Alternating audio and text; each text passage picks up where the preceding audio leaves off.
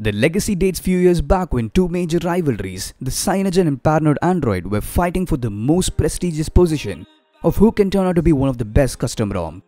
Cyanogen was known for performance, while the paranoid Android was known for innovation. The paranoid team was responsible for some major innovative features that revolutionized the way we use a smartphone.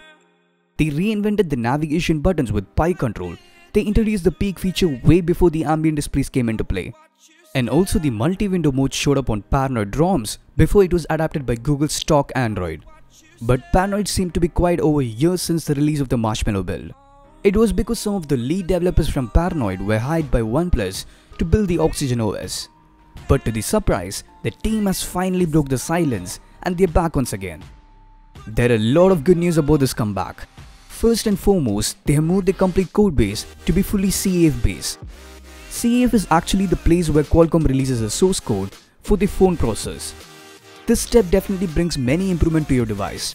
The key fact is that the ROM is much better tuned for Qualcomm hardware, and with some additional optimization, they tend to provide a smooth and fluid user experience that will help in better usage without any lag. Starting off the review, the ROM is built on Android 7.0 Nougat. The boot animation is the same as last year's, but it's probably the sleekest one I've ever seen outside the Google stock version. On the first, you can say that there isn't much change in the interface. It's pretty stock.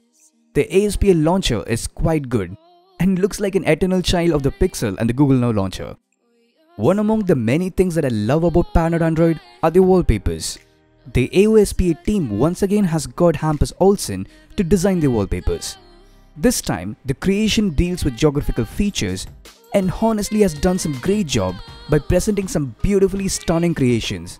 If you want to find more of his work, then click on the link to his official website in the description below.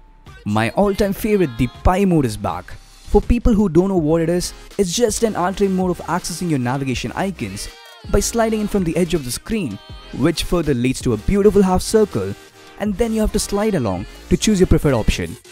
The Pi mode is for people who hates hardware keys, but at the same time by not losing some screen space. And also, the overall design of the Pi control has been reworked to better suit the Google's material design. It also has an immersive mode which actually allows the status bar and the nav bar to hide automatically when not in use. Further, you have to slide along to bring them back. The next exclusive feature is the all-new color engine. It's a lighter version of theming your user interface. It's found in the settings menu and allows you to select the custom colors for the preferred interface. It allows you to select an overall theme as the base with few different color accents.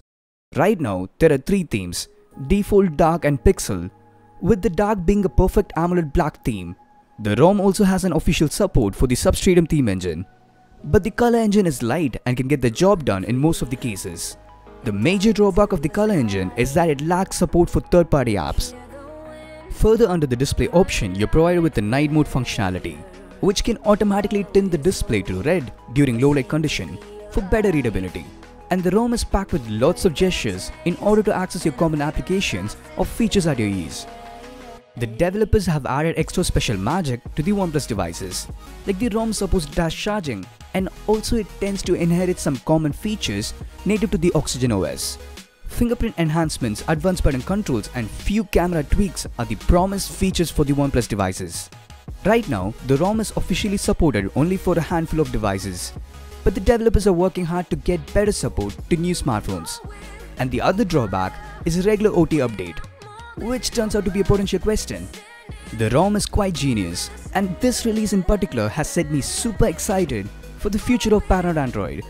Either way, thanks for watching. Yours truly Droid Sector, ours truly this life.